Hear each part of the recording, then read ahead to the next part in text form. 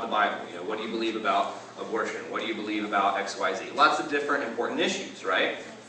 And they said, well, we don't really take a stance as a church on that, because we don't want to offend people. We want people to just hear about the grace of God, right? Was Jesus worried about offending things that Jesus did? He ransacked the temple. He ransacked the temple, right? What else? What were some offensive things that Jesus said? Oh, he called people hypocrites. Called people.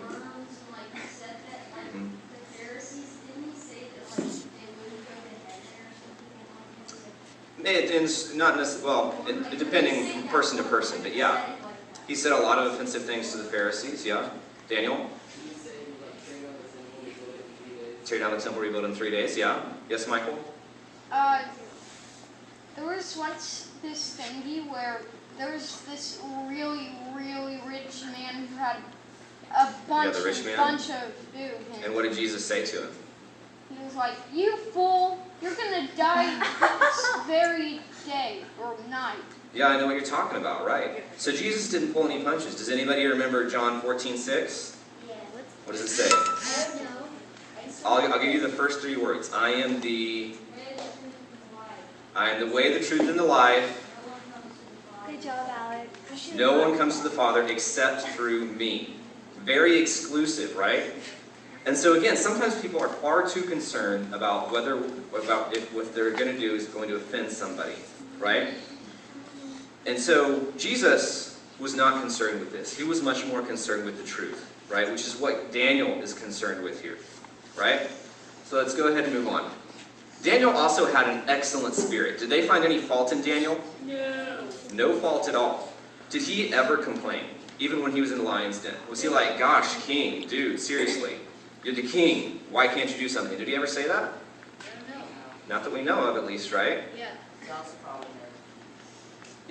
also probably knows the law pretty well. Probably never stabbed anybody. What? Okay, so now let's go ahead and think about this. Daniel had an excellent attitude. And so why did they attack his faith? Because he had no blemish. So think about this from your perspective. How can you be a person who has no blemish? What are some things that some people your age do that maybe blemish their reputation or make them look bad? Lie. They lie, right? Maybe some people cheat on tests possibly, right? It happens. I've taught in schools. I know it happens, right? Really? Okay.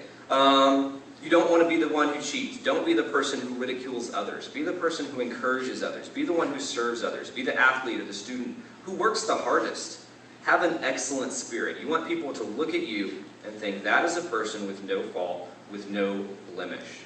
Right? Just like Daniel was. To do all things to glorify God. Also, things turned out pretty well for Daniel. But realize things don't always turn out well. Right? There's no promise that if you follow God, everything will happen perfectly. He does promise us eternal life. He does promise us rewards in heaven.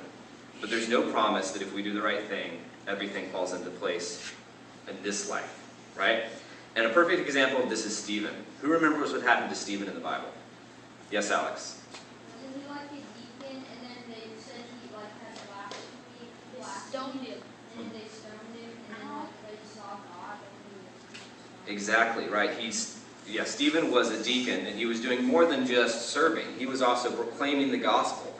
And they brought him into court, and he gave a big speech about how Jesus Christ is the only way to heaven. He's the only way to eternal life.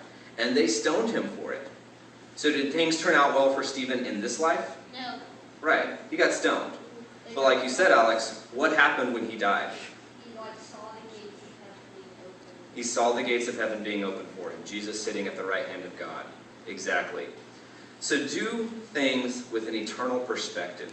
Right? Stephen was welcomed into heaven by Jesus Christ. He looked into the face of God and heard the words, "Well done, good and faithful servant." That is the reward that is infinitely better than anything you can have on this earth. Yes, Matthew? All right. So now let's go ahead. God promises, actually we'll get to that in a second. Let me go ahead and just read you a little story. This is another story about people being persecuted for praying. So you might be thinking, well, this doesn't really happen in America. It actually happened very close to here. 3 national veteran groups, this is a news story, have complained that officials at the Houston National Cemetery have defied a federal judge's order to quit censoring prayer and banning the words God and Jesus from funeral services. Despite the Memorial Day court order, local veterans say that the Department of Veterans Affairs continues to censor their prayers, eulogies, and traditional ceremonies in violation of the First Amendment's guarantee that the government cannot impede the free exercise of religion or America's freedom of speech. So basically, do y'all know what the National Cemetery is? Yes. Who's buried there? The soldiers, people. the Soldiers. presidents. Yeah, I don't know about presidents in Houston, but this is the Houston National Cemetery. Veterans who died around Houston are buried there, right? And so, basically what's happening is people are having their funeral services there, right? Veterans die, a lot of people from World War II or Vietnam, and so they go and they have their services there.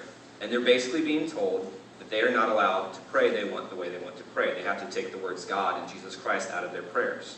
And some of these are private funerals, some are public, but either way, they're being told they can't do that. Very similar to how Daniel was told he could not pray to his God, right? Very similar situation. Let me read you some more. The American Legion, Veterans of Foreign Wars, and the National Memorial Ladies all complain of religious hostility at the ceremony. Their 26-page complaint alleges that the cemetery's director, Arlene Ocasio, bans religious phrases and requires prayers to be submitted in advance for her approval.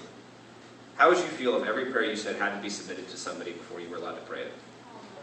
Terrible. It'd be pretty horrible, right? But that's what's happening with some of these funerals.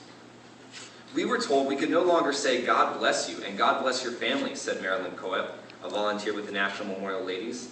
How did I feel? I probably shouldn't say how I felt, because it was absolutely appalling that this woman would come aboard and tell us we cannot say God bless you. What is happening to our country? It's just unfair that somebody would ask us to take God out of our vocabulary, Cheryl Whitfield, founder of Houston chapter of the National Memorial Ladies, told the Houston Chronicle. I could have kept my mouth shut and let things happen. But when it comes to standing up for your belief in God and giving comfort to the families, I don't want to regret not saying anything. We all had to stand up for what we believe in. Think about that. We all had to stand up for what we believe in. You need to obey God above all else. Pray for your lunch at school, thanking God for His provision. Speak up in your classes when one of your teachers says something critical about God. Don't just let it slide. Share your faith with your friends publicly. You have every right to do this, both from our country and more importantly from God. When you're at the moment of decision, right, when you're in a situation where you could speak up, where you could pray publicly, but you hear that voice inside saying, no, don't do it. It doesn't matter. It's going to be okay. Who cares? Think about this. Remember the words of Jesus Christ. Remember what He says in the Beatitudes, Matthew 5, 10 to 13. He said, blessed are those who are persecuted because of righteousness, for theirs is the kingdom of heaven. Blessed are you when people insult you, persecute you, and falsely say all kinds of evil against you because of me. Rejoice and be glad, because great is your reward in heaven. For in the same way they persecuted the prophets who were before you. So when you're in those situations where you have the chance to show your faith, to show that you believe in Jesus Christ as the only way of salvation, don't listen to the voice that is telling you to shut up. Listen to the voice that is telling you to express your faith, to tell the world how great God is. And when you're tempted to be quiet, remember the words of Christ. Remember that when you get to heaven, if you are obedient and you serve Him, He will look you in the eyes and He will tell you, well done, good and faithful servant. That is infinitely